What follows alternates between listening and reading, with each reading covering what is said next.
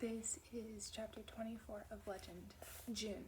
That evening I forced myself into a dress to attend an impromptu ball with Thomas on my arm. The gala is being held to celebrate the capture of a dangerous criminal and to reward us all for bringing him to justice. Soldiers go out of their way to hold open doors for me when we arrive. Others throw me salutes. Clusters of chatting officials smile at me when I pass, and my name is scattered through almost every conversation I overhear. That's the Icarus girl. She looks awfully young. Only 15 years old, my friend. The elector himself is impressed. Some words are more heavily laced with envy than others. Not as big a deal as you might think. Truly it's Commander Jameson that deserves the recognition. Just a child. No matter their tone, though, the topic is me. I try to take pride in all this. I even tell Thomas as we wander the lavish ballroom with its endless banquet tables and chandeliers that a resting day has fulfilled the gaping hole Midas's death left in my life. But even as I say it, I don't believe it. Everything here feels wrong somehow. Everything about this room, as if it's all an illusion that will shatter if I reach out and touch it. I feel wrong, like I did a terrible thing by betraying a boy who trusted me. I'm glad you're relieved, Thomas says. At least days good for something. His hair is carefully combed back, and he looks taller than usual in a flawless, tasseled captain's uniform. He touches my arm with one gloved hand. Before the murder of Day's mother, I would have smiled at him. Now, I feel a chill at his touch and pull away. Day is good for forcing me into this dress, I want to say, but instead I just smoothed down the already smooth fabric of my gown. Both Thomas and Commander Jameson had insisted that I wear something nice. Neither would tell me why. Commander Jameson had simply waved a dismissive hand when I asked her. For once, Icarus, she'd said. Do what you're told and don't question it. Then she added something about a surprise, the unexpected appearance of someone I care very much about. For an illogical moment, I thought she might mean my brother, that somehow he had been brought back to life, and I would see him on this night of celebration. For now, I just let Thomas navigate me through the crowds of generals and aristocrats. I ended up choosing a corseted sapphire dress lined with tiny diamonds. One of my shoulders is covered in lace, and the other is hidden behind a long curtain of silk. My hair stays straight and loose, a discomfort for someone who spends most training days with her hair pulled securely away from her face. Thomas occasionally glances down at me, and his cheeks turn rosy. I don't see what the big deal is, though. I've worn nicer dresses before, and this one feels too modern and lopsided. This dress could have bought a kid in the slum sectors several months' worth of food. The commander informed me that I'll sentence Day tomorrow morning, Thomas says a moment later, after we finish greeting a captain from the Emerald Sector. At the mention of Commander Jameson, I turn my face away, unsure that I want Thomas to register my reaction. It seems that she's already forgotten about what happened to Day's mother, as if 20 years had passed. But I decide to be polite and look up at Thomas. So soon? The sooner the better, right? The sudden edge in his voice startles me. And to think you were forced to spend so much time in his company. I'm amazed he didn't kill you in your sleep. Thomas pauses, then decides against finishing his sentence. I think back to the warmth of Day's kiss, the way he bandaged my wound. Since his capture, I've puzzled over this 100 times. The day that killed my brother is a cruel, ruthless criminal. But who is the Day I met on the streets? Who is this boy who would risk his own safety for the girl he didn't know? Who is the Day that grieves so deeply for his mother? His look-alike brother, John, did not seem like a bad person when I questioned him in his cell, bargaining his life for Days, bargaining hidden money for Eden's freedom. How could such a cold-hearted criminal be a part of this family? The memory of Day bound to his chair, agonizing over his wounded leg, makes me both angry and confused. I could have killed him yesterday. I could have just loaded some bullets into my gun and shot him dead and been done with it, but I'd left my gun empty. Those street cons are all the same, Thomas goes on, echoing what I said today in his cell. Did you hear that Day's sick brother, the little one, tried to spit on Commander Jameson yesterday? Tried to infect her with whatever mutated plague he's carrying? The subject of Day's younger brother isn't something I've investigated. Tell me, I say, pausing to look at Thomas. What exactly does the Republic want with that boy? Why take him to the hospital lab? Thomas lowers his voice. I can't say. Much of it is confidential. But I do know that several generals from the war front have come to see him. I frown. They came just for him? Well, many of them are here for a meeting of some sort, but they did make a point of stopping by the lab. Why would the warfront be interested in Day's little brother? Thomas shrugs. If there's something we need to hear about, the generals will tell us. Moments later, we're intercepted by a large man with a scar from his chin to his ear. Chien. He grins broadly at the sight of us and puts a hand on my shoulder. Agent Icarus, tonight is your night. You're a star. I tell you, my dear, everyone in the higher circles is talking about your prodigious performance, especially your commander. She's gushing about you like you're her daughter. Congratulations on your agent promotion and that nice little reward. 200,000 notes should buy you a dozen elegant dresses. I manage a polite nod. You are very kind, sir. Chien smiles, distorting his scar, and claps his gloved hands together. His uniform has enough bandages and medals to sink him to the ocean's bottom. Surprisingly, one of the badges is purple and gold, which means Chien was a war hero once, although I have a hard time believing that he ever risked his life to save his comrades. It also means he suffered the loss of a limb. His hands seem intact, so he must have a prosthetic leg. The subtle angle he is leaning towards tells me that he favors his left. Follow me, Agent Icarus, and you too, Captain, Chien instructs. There's someone who wants to meet you. This might be the person Commander Jameson mentioned. Thomas shoots me a secretive smile. Chien leads us through the banquet hall and across the dance floor, towards a thick navy curtain walling off a large part of the room. Republic flag stands are positioned at both ends of the curtain, and as we approach, I see that the curtain has a faint pattern of the flag on it as well. Chien holds open the door for us, then closes it behind him as we step inside. There are 12 velvet chairs arranged in a circle, and in each one an official in full black uniform, his or her shoulders adorned with shining gold epaulets, sipping from delicate glasses. I recognize a few. Some are generals from the war front, the same ones Thomas mentioned earlier. One of them spots us and approaches, a younger official following closely behind him. But as they leave the circle, the rest of the group rises and bows in their direction. The older official is tall, with graying hair at his temples and a chiseled jaw. His skin looks wan and sickly. He wears a gold-rimmed monocle over his right eye. Chien is standing at attention, and when Thomas releases my arm, I look over to see him doing the same. The man waves a hand, and everyone relaxes their stance. Only now do I finally recognize him. He looks different in person than he does in his portraits or on the city's jumbotrons, where his skin has a much warmer color and no wrinkles. I also pick out the bodyguards scattered among the officials. This is our Elector Primo. You must be Agent Icarus. His lips tug upward at my stunned expression, but there's a little warmth in his smile. He grasps my hand in one quick, firm shake. These gentlemen tell me great things about you, that you're a prodigy, and more important, you put one of our most irritating criminals behind bars, so I thought it fitting that I congratulate you in person. If we had more patriotic young people like you, with minds as sharp as yours, we'd have won the war against the colonies long ago. Wouldn't you agree? He pauses to look around at the others, and everyone murmurs in agreement. I congratulate you, my dear. I bow my head. Such an honor to meet you, sir. It is my pleasure, Elector, to do what I can for our country. I am amazed by how calm my voice is.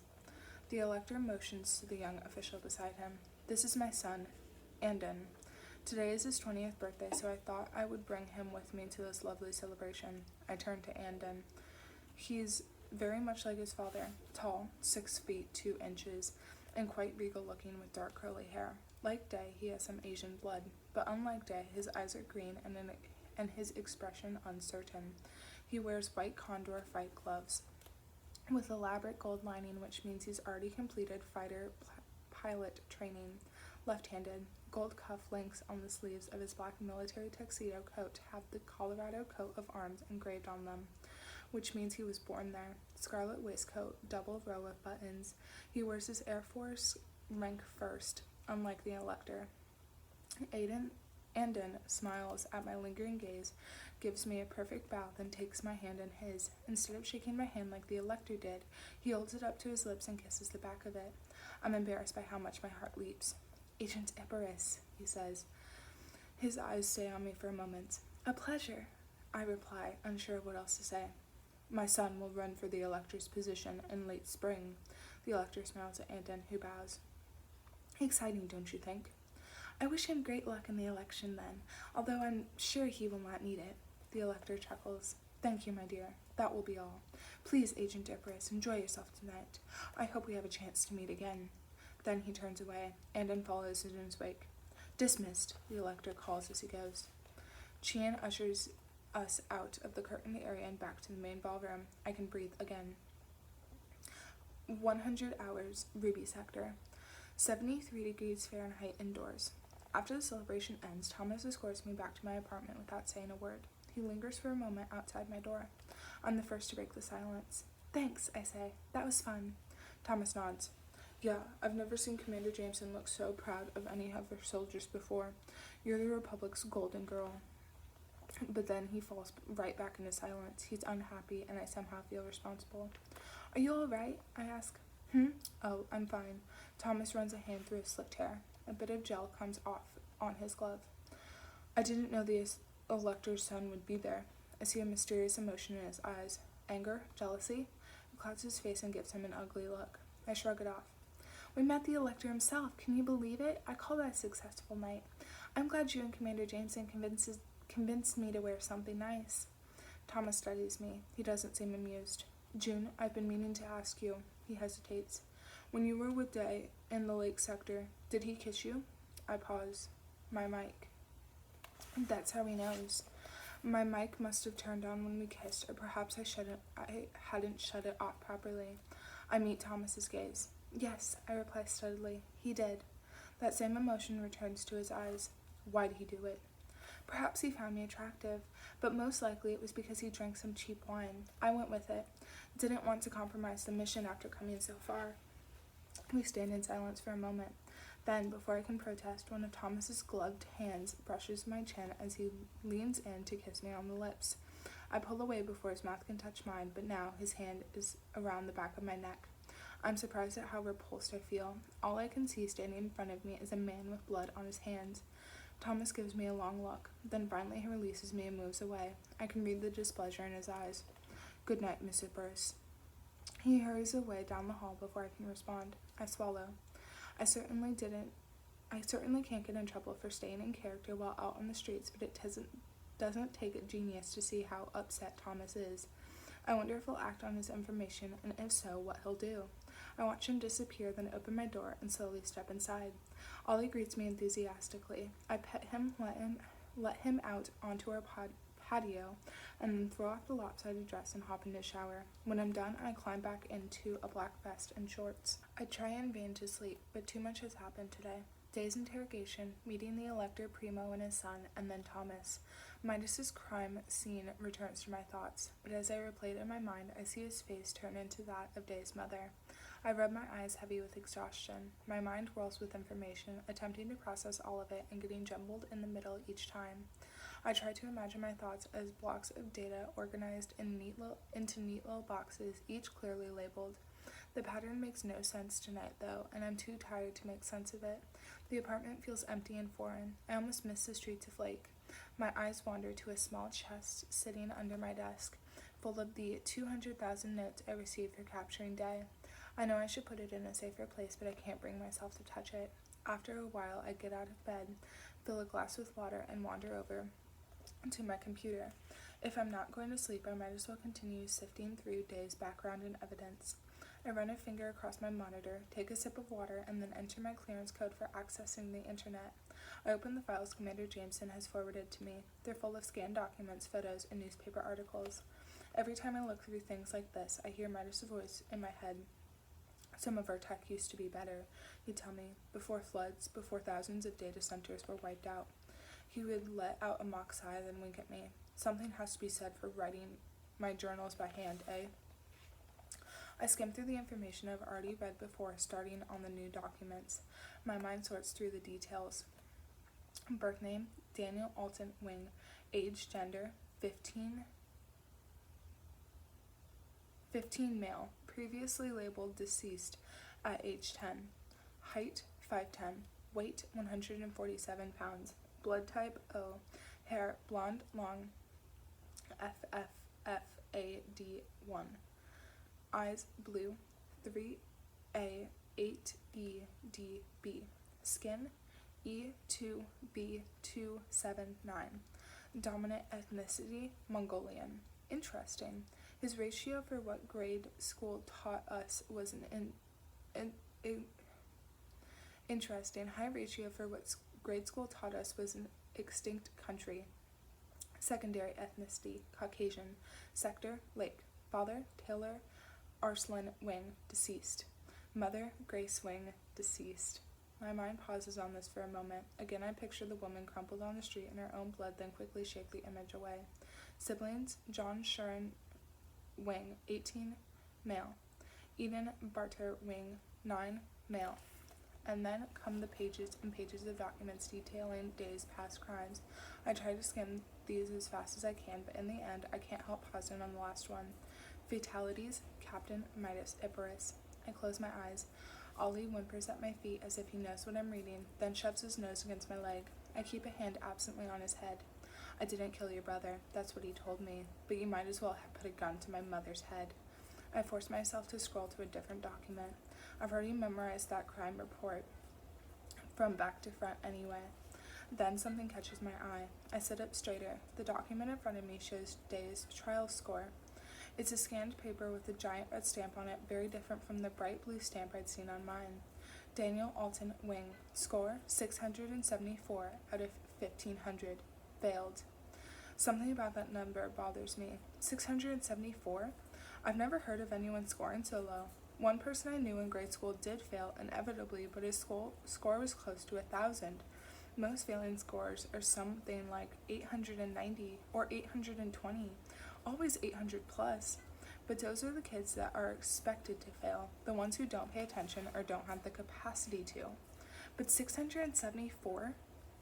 He's too smart for that, I say under my breath. I read it over again in case I miss something, but the number's still there. Impossible. Day is well-spoken and logical, and he can read and write. He should have passed his trials interview portion.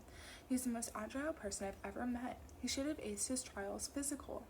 With high scores on those sections, it should have been impossible for him to score lower than 850, still failing, but higher than 674, and he would have gotten 850 only if he left his entire written portion blank.